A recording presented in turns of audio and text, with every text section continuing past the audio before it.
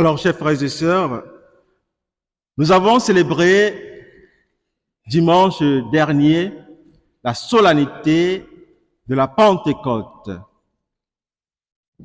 Aujourd'hui, nous célébrons la solennité de la très sainte Trinité.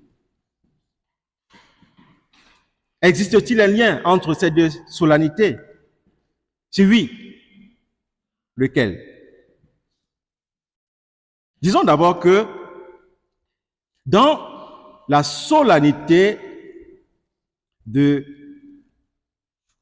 la Pentecôte, nous avons commémoré la naissance de l'Église missionnaire. Recevez l'Esprit Saint. Comme le Père m'a envoyé, moi aussi je vous envoie. Mais étant donné que la mission est tout d'abord missio Dei, c'est-à-dire Dieu est le premier missionnaire, parce que c'est lui qui crée. C'est lui qui se révèle à sa création et la sauve. C'est lui qui vivifie, sanctifie, fortifie et donne courage à cette création pour poursuivre la mission. Oui, chers frères et sœurs, l'Église missionnaire qui naît à la Pentecôte est donc appelée à prendre pour modèle le missionnaire par excellence qui est Dieu. Mais pour prendre Dieu pour modèle, nous devons donc chercher à connaître comment est Dieu. Voilà la question de ce dimanche. Déjà dans le premier livre de la Bible, le livre de la Genèse, nous lisons: Et Dieu dit, faisons l'homme à notre image et à notre ressemblance. Cela nous donne déjà de comprendre quelque chose sur Dieu. Il ne dit pas, je fais l'homme à mon image et à ma ressemblance, mais faisons l'homme à notre image et à notre ressemblance. Nous comprenons donc ici que Dieu est communautaire. Il est composé de 3 personnes. La première personne porte le nom de Père lorsqu'il est créateur. La deuxième personne porte le nom de Fils lorsqu'il sauve et révèle le Père. La troisième personne porte le nom de l'Esprit Saint lorsqu'il sanctifie, vivifie, donne force et courage.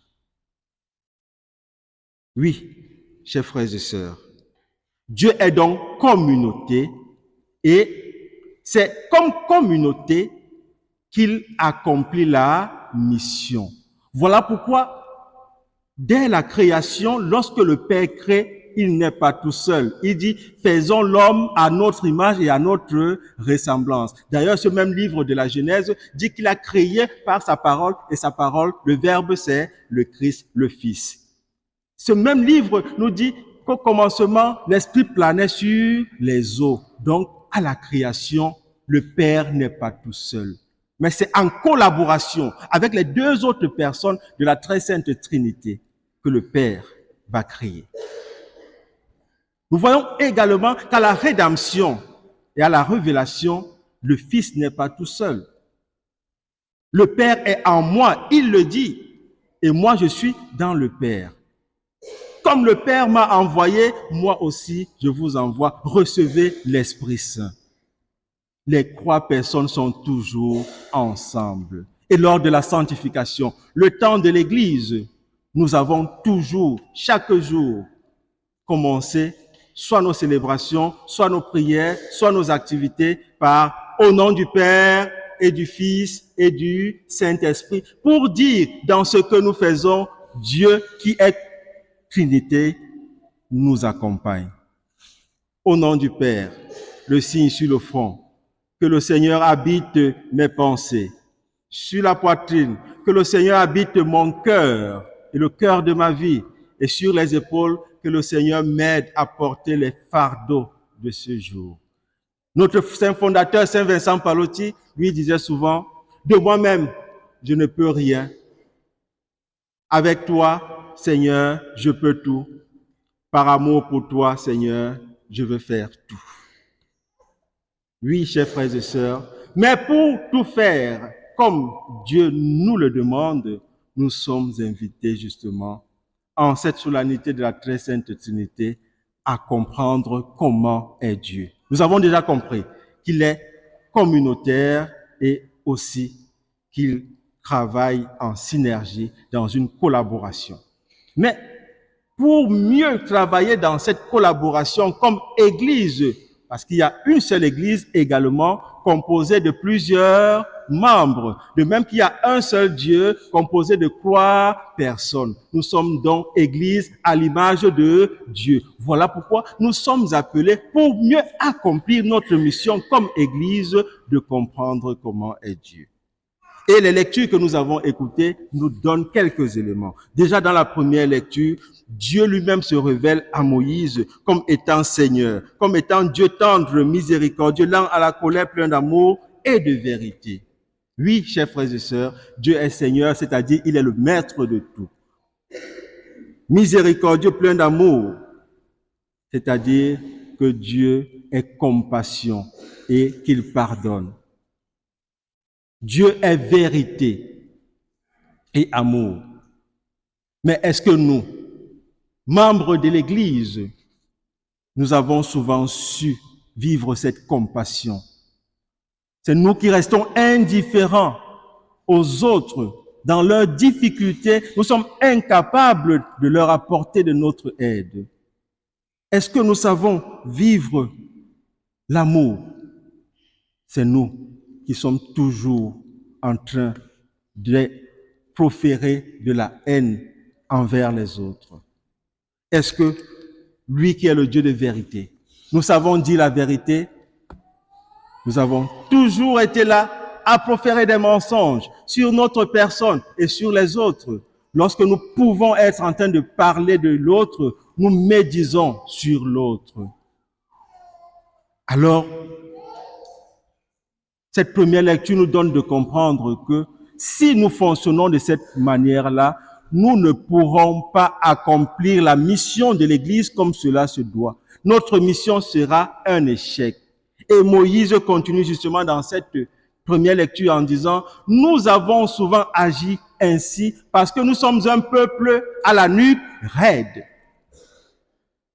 Et dans la deuxième lecture, Saint Paul, lui vient nous dire, si nous voulons correspondre à Dieu pour une mission efficace, nous devons vivre dans la joie, rechercher la perfection, nous encourager, vivre dans la paix, l'amour.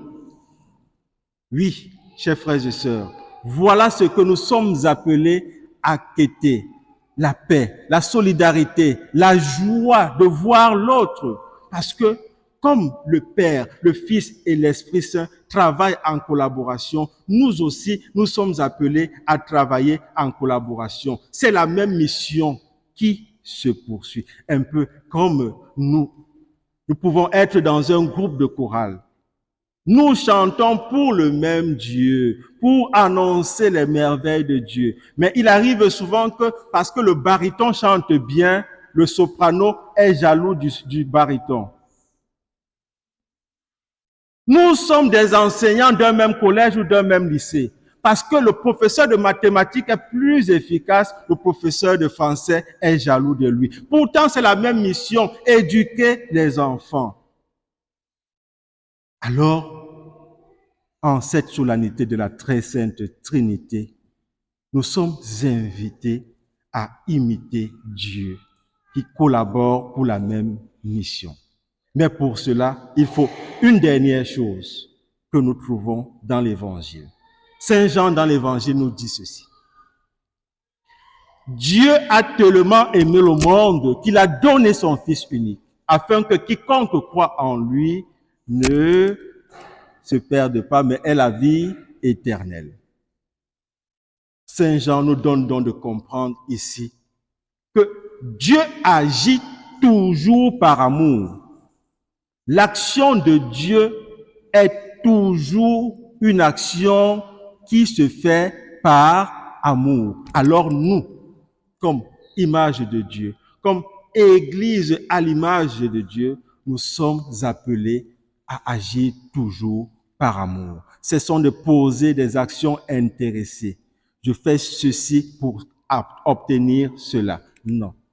Mais dans la gratuité totale, posons nos actions. Oui, chers frères et sœurs, c'est dans la charité que Dieu agit. Nous devons nous aussi, comme lui, agir par amour. Cependant, qu'est-ce que l'amour? Si ce n'est un lien entre Père, Fils et Esprit Saint de la Sainte Trinité, si ce n'est un lien entre parents et enfants, un lien entre frères et sœurs, un lien entre des amis, un lien entre des époux. Si ce lien manque dans la communauté, c'est-à-dire dans cette vie entre parents et enfants, dans cette vie entre les enfants, dans cette vie entre les amis, dans cette vie entre des époux, la vie est désagréable, elle est douloureuse et la mission devient par conséquent un échec.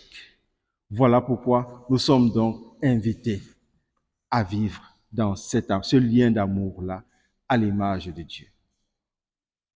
Alors, Léa et Nelson, vous professez aujourd'hui votre foi et j'imagine que vous avez écouté tout ce que je viens de dire, hein? N'est-ce pas? Voilà, vous professez votre foi en Dieu. Et nous avons dit que ce Dieu est un Dieu d'amour, un Dieu de pardon, de miséricorde, un Dieu qui fait tout par amour. Donc vous aussi, vous devez, en vous mettant à la suite de Dieu, de tout faire par amour, de savoir pardonner, de savoir être joyeux avec les autres. C'est un Dieu de vérité, de savoir dire la vérité, de vous éloigner autant que possible du mensonge.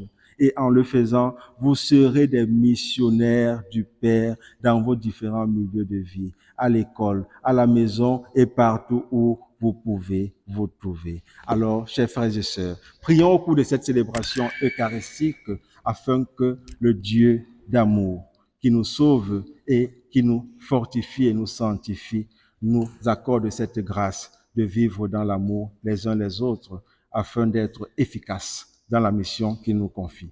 À lui seul honneur et gloire pour les siècles des siècles.